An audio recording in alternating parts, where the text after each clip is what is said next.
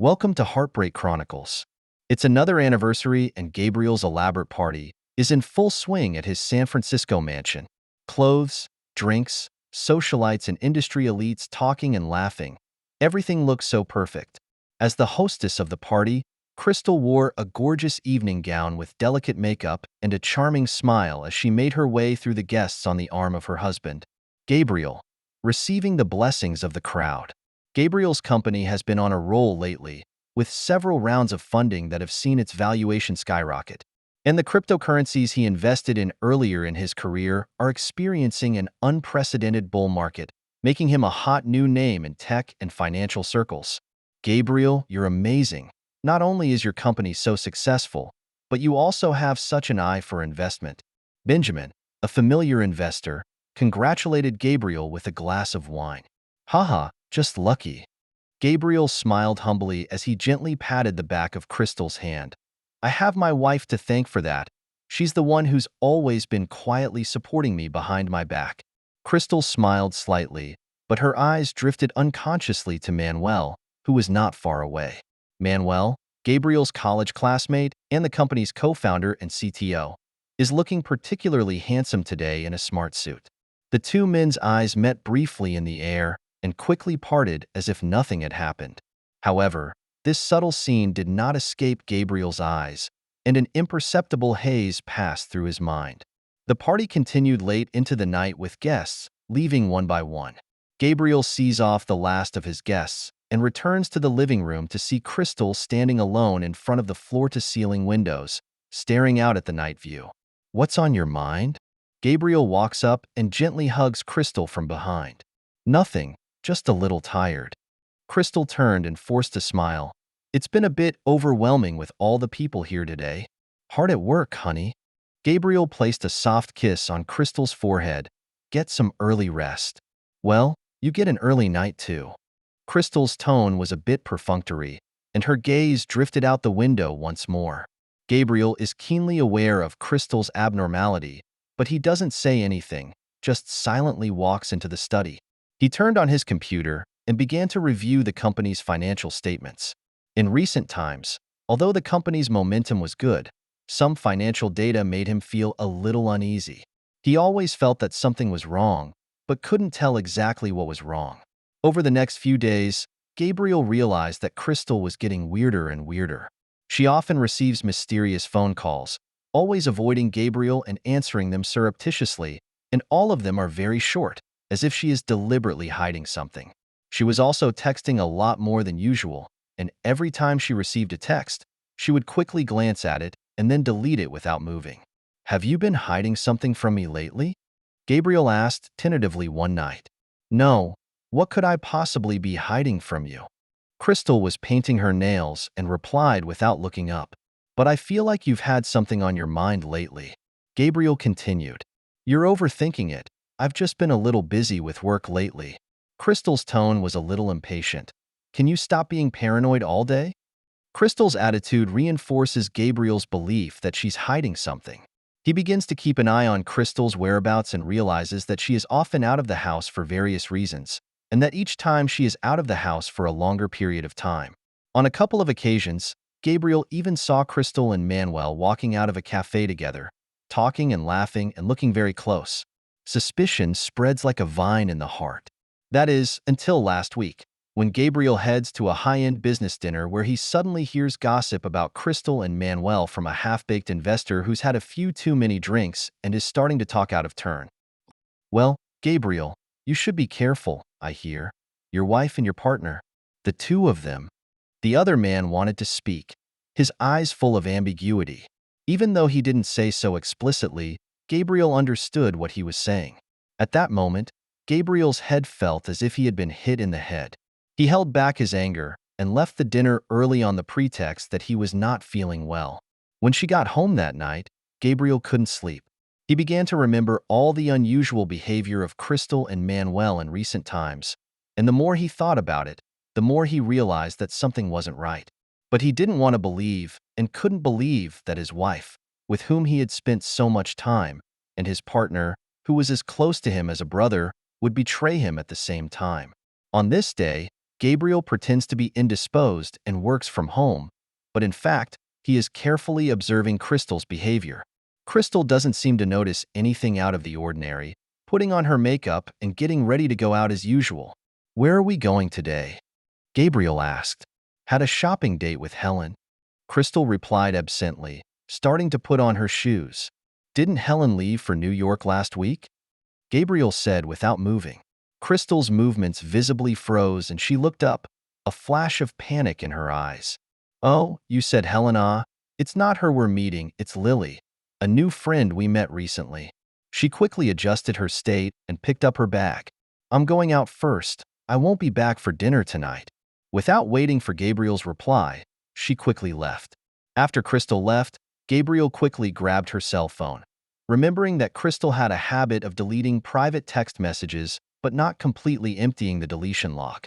Sure enough, he found a few deleted text messages in Recently Deleted, which were sent during the time when Crystal was out and about.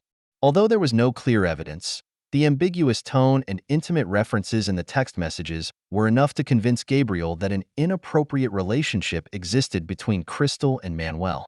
Gabriel fought back his anger and used his own cell phone to take a picture of the screen as evidence. He then asks Crystal about her recent movements through David, a friend of both men, and mentions a few occasions where Crystal and Manuel have been seen together. And although David doesn't recognize Gabriel's intentions, the information he provides confirms Gabriel's suspicions. With that done, Gabriel put Crystal's cell phone back where it belonged and walked into the den as if nothing had happened. His heart was filled with pain and anger, but he knew that now was not the time for a showdown. He needs to gather more evidence before he can expose Crystal and Manuel for what they really are.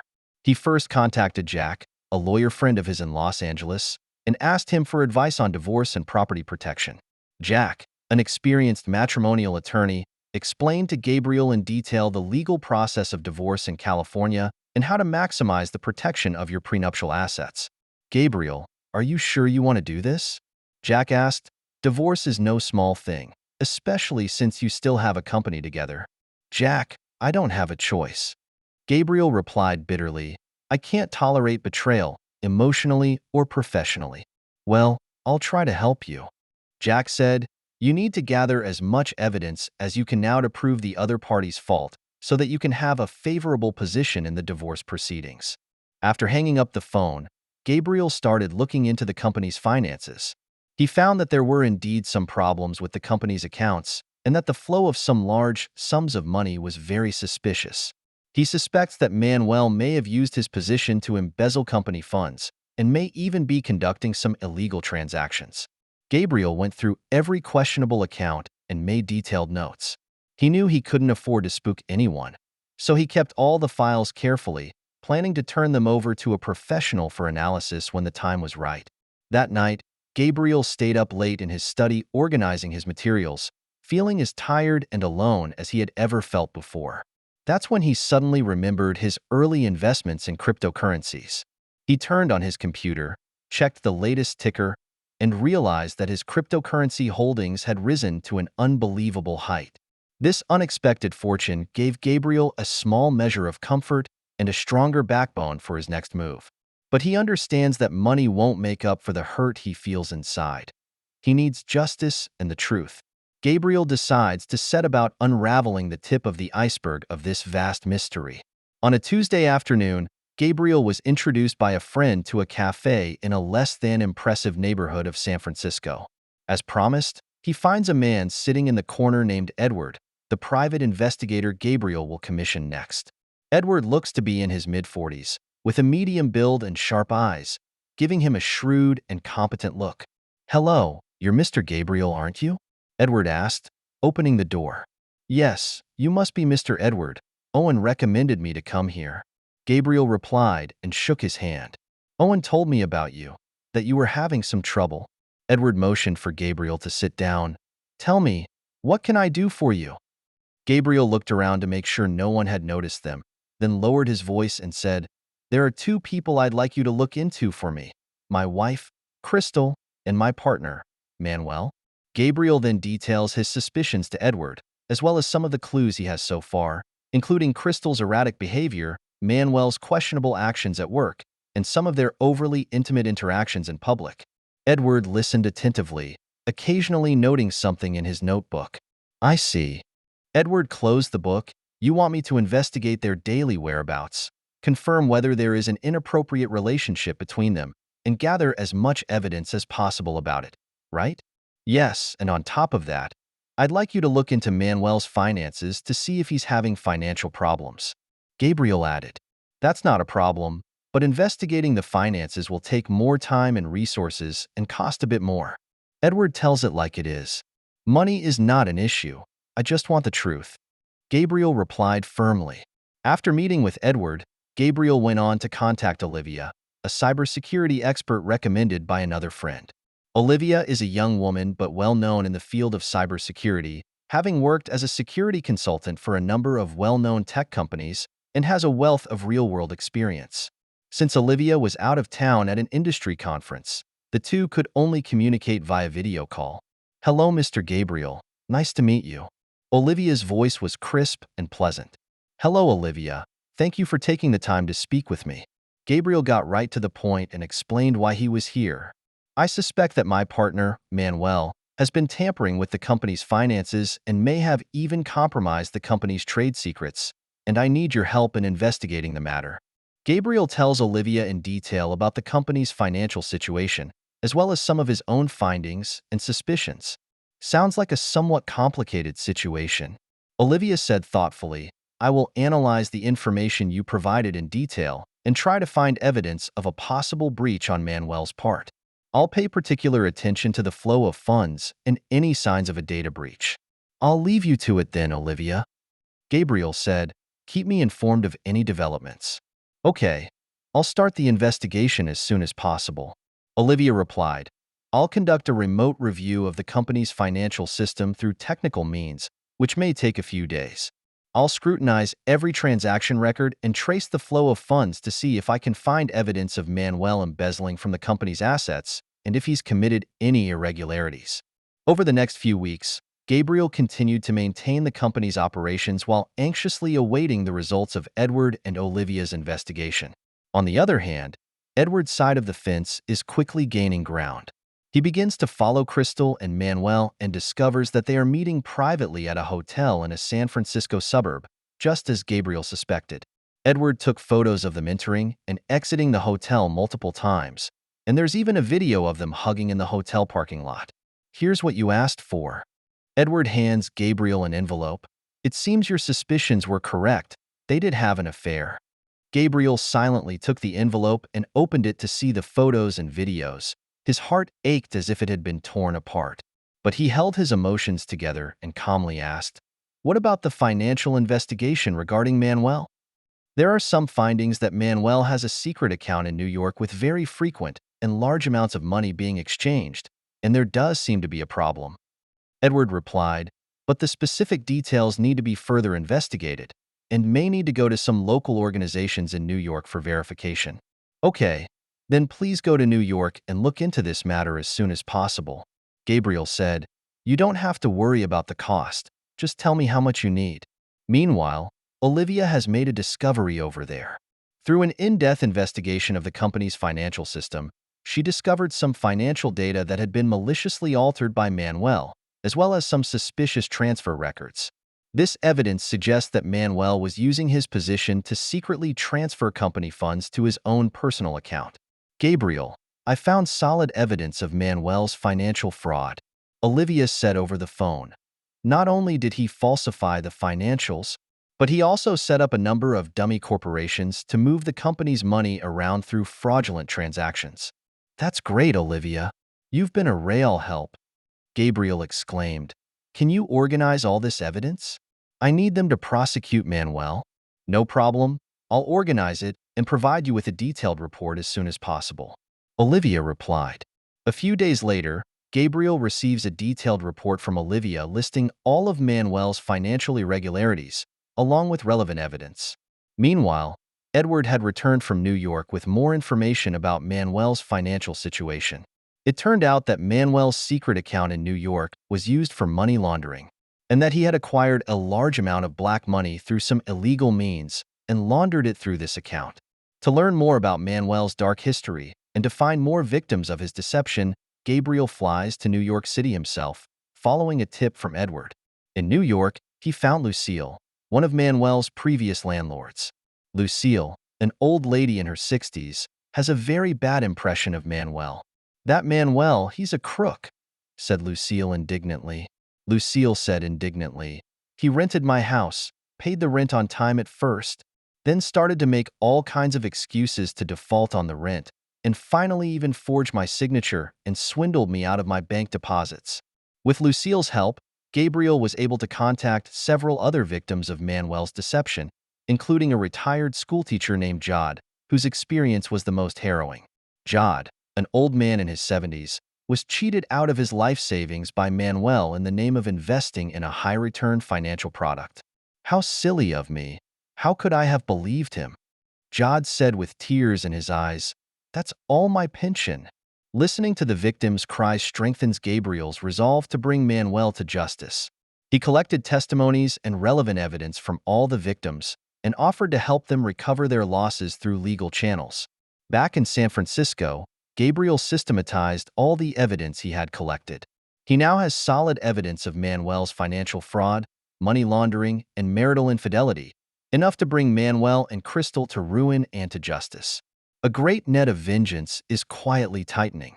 If the previous investigations and evidence gathering were still undercurrents, at this moment, the storm of vengeance has arrived. The cryptocurrency market was at an all-time high, and the value of Gabriel's early investments in cryptocurrencies went through the roof, bringing his personal wealth to an eye-popping figure. Not only does this provide financial security for his next move, but it also, in a way, symbolizes the power of this righteous trial he is about to embark on. Gabriel began to orchestrate his counterattack. He knew that legal action alone might not bring Manuel and Crystal to justice. He needed to use the power of public opinion to publicize their crimes and make them look bad. Taking advantage of his large capital, he began to systematically and carefully lay out his maneuvers. After much deliberation, Gabriel was introduced by a friend to Ava, a well-known and influential journalist. Ava is known for her sharp, in-depth style of reporting, with a particular specialty in exposing the dark side of society and business scandals. On a Thursday afternoon, Gabriel meets with Ava in a private room at an upscale restaurant. "Ms. Ava, it's a pleasure to meet you." Gabriel got right to the point. "I'm here to see you today to ask you to help me expose a very nasty case of fraud." "Oh, I'd like to hear about it," Ava said with interest. Gabriel told Ava in detail about Manuel and Crystal's fraudulent behavior, including how they used their positions to embezzle company assets, defraud investors, and engage in a scandalous power play. To prove his story, he also showed Ava all the evidence he had collected, including financial reports, photos, videos, audio recordings, and so on. Ava listened attentively and scrutinized the evidence provided by Gabriel. As an experienced journalist, she was keenly aware of the significant value of the case. She decided to launch an investigation herself and use more professional media methods to restore the whole incident. "This is indeed a very nasty case, and if it is true, I will do my best to publicize it," Ava said. "However, before reporting it, I need to conduct a more in-depth investigation to ensure that the news is true and objective." "Of course, I understand." Gabriel nodded. "I will cooperate fully with your investigation." Over the next few weeks, Ava launched a series of undercover investigations. She first flew to Los Angeles to interview Manuel and Crystal, who had moved there. Rather than expose their crimes directly, Ava conducted friendly interviews with them under the guise of interviewing well-known entrepreneurs so as not to alarm them. During the interview, Ava skillfully set up trap questions to lead Manuel and Crystal to talk about their company, their business philosophy, and their personal lives. At first, Manuel and Crystal don't realize Ava's true intentions, thinking it's another opportunity to raise their profile. As the interview progressed, however, Ava's questions became more pointed and to the point. She began to ask them sideways questions about the company's finances, the flow of money, and their personal love lives. Manuel and Crystal gradually become nervous in the face of these questions, and their answers begin to be full of gaps and inconsistencies. "Mr. Manuel, I heard that your company has been working on a very important financing plan recently. Can you tell us more about it?" Ava asked. Yes, we're in the middle of a Series C funding round, and it's going very well so far. Manuel replied with forced composure, but his eyes twinkled a bit. I've heard that there seems to be some problems with your company's money flow. Is that true? Ava pressed on. This, this is absolutely a rumor. Manuel raised his voice in an attempt to hide his panic. Our company is in a very healthy financial position, and all of our money flows are legally compliant. Ms. Crystal, as a co-founder of the company, do you know anything about the company's finances? Ava turns to Crystal. I'm mainly responsible for the marketing and operations of the company. I'm not too sure about the financial side of things. Crystal replied, agitatedly, her eyes avoiding Ava's gaze. Ava skillfully captured their every move and recorded all these details in great detail. She also used her contacts in the press to reach out to people who had done business with Manuel and Crystal and learned more negative information about them. For example, one supplier revealed to Ava that Manuel had been selling them inferior products as good ones, causing them to incur significant losses. A former employee of Manuel's company also told Ava that Manuel often harassed his female subordinates in the company and even used his position to threaten and intimidate them. With enough information in hand, Ava began writing the story. In a sharp writing style, she exposes Manuel and Crystal's scandals of fraud, power trips, and extramarital affairs, accompanied by a variety of evidence she has collected, including photos, videos, audio recordings, and testimonies from people involved. The story was like a bombshell and caused an immediate uproar when it was published in the media.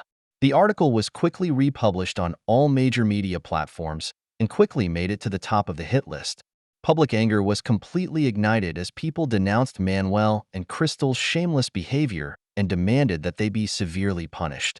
Manuel and Crystal have fallen from the top of the heap to the bottom, and the image they've built up over the years has collapsed, making them the scapegoats of the world. Their social circles and business associates have cut themselves off from them for fear of being implicated. In the face of intense public pressure, Manuel and Crystal attempted to publicize the story through various channels, either by issuing statements denying the allegations or by threatening to sue Ava and the media through their lawyers, but all to no avail. Because Gabriel was well prepared, he continued to provide Ava with a steady stream of evidence and used his own money and contacts to push for a sustained ferment of public opinion on the internet. Manuel's company was soon investigated by regulators. Its bank accounts were frozen and operations were halted. Investors have demanded divestment and filed a class action lawsuit against Manuel and Crystal for their losses. Manuel and Crystal are in a state of utter despair, having lost not only their careers, but also their honor and dignity. Their mansion in Los Angeles was seized by the courts, and the two had to leave the city in disgrace with what little savings they had left. Victims who had been cheated by Manuel and Crystal also came forward to defend their rights, with Gabriel's support. With the financial support of the Phoenix Foundation, they hired a team of specialized lawyers to file a lawsuit against Manuel and Crystal. Under multiple pressures, Manuel and Crystal are forced to face reality. In a short period of time, Manuel and Crystal lost everything and were forced to declare bankruptcy. Their reputations are tarnished, and they can never again gain a foothold in their former professions. Like bereaved dogs, the two stumbled out of Los Angeles and headed to a small, remote city to make a living, trying to escape the public eye and the law. However, even if they flee to the ends of the earth, they will never be able to get rid of the evil consequences of the crimes they have committed. An endless condemnation and scorn will await them. Justice may be late, but it is never absent. After a stormy baptism, the dust has settled. Gabriel stood in his bright and spacious office overlooking the familiar city and was overcome with emotion. He turned around, and behind him was a huge floor-to-ceiling window with a striking design of a fire-bathing phoenix and a single line of bold text, Phoenix Foundation. Yes, this is Gabriel's new business. After succeeding in getting Manuel and Crystal the punishment they deserve, instead of indulging in the thrill of revenge, he chooses a more rewarding path.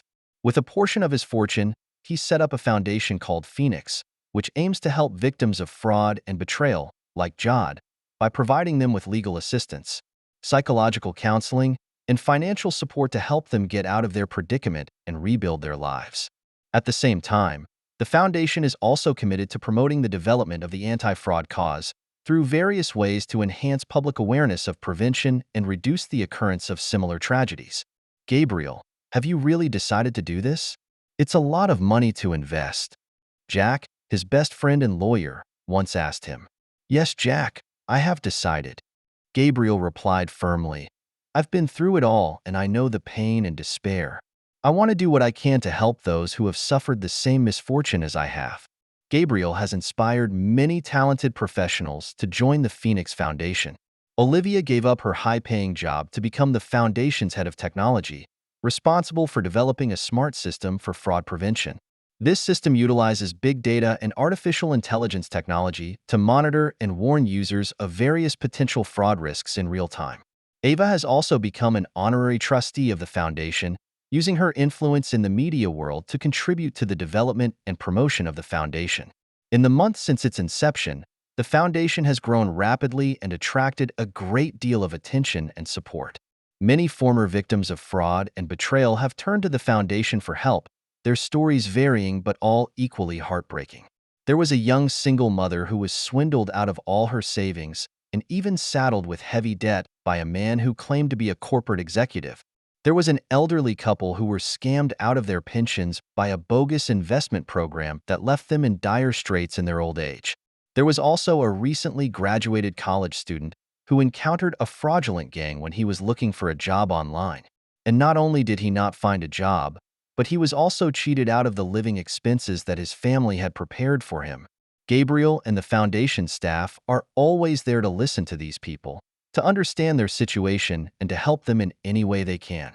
The foundation's team of lawyers provides them with free legal counseling to help them defend their rights and interests through legal channels. Psychological counselors provide them with psychological counseling to help them get out of the shadows and rebuild their confidence in life. Financial advisors provide them with financial planning advice to help them rationalize their finances and avoid getting into trouble again. At the same time, the foundation is actively engaged in various anti-fraud awareness campaigns.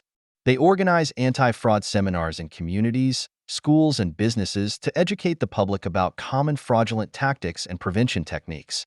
They have produced a variety of anti-fraud promotional materials and disseminated them through various channels such as the internet, television, and newspapers. They also work with the police to combat various fraudulent criminal activities. On the other side of the world, Manuel and Crystal are struggling to make a living in a small, remote city where the past is a thing of the past.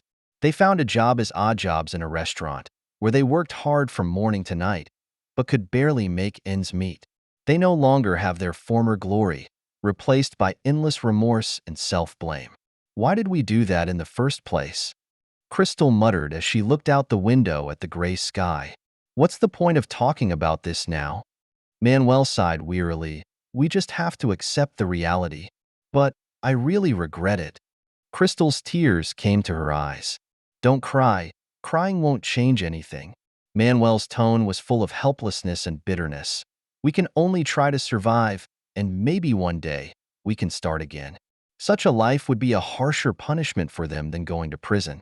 The glory and riches that were once at your fingertips are now a thing of the past. What they once went to great lengths to get, in the end, they realized that it was all meaningless. The huge gap between the admired entrepreneur and the waiter in the restaurant is a torment for both of them. Over the years, the Phoenix Foundation has evolved into an anti-fraud organization with a global reach.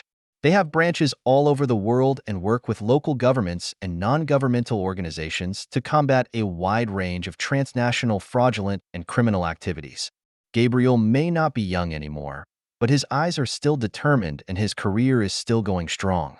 He has left the foundation in the hands of a younger, more capable team, and has stepped back to continue to provide support and guidance to the foundation's development.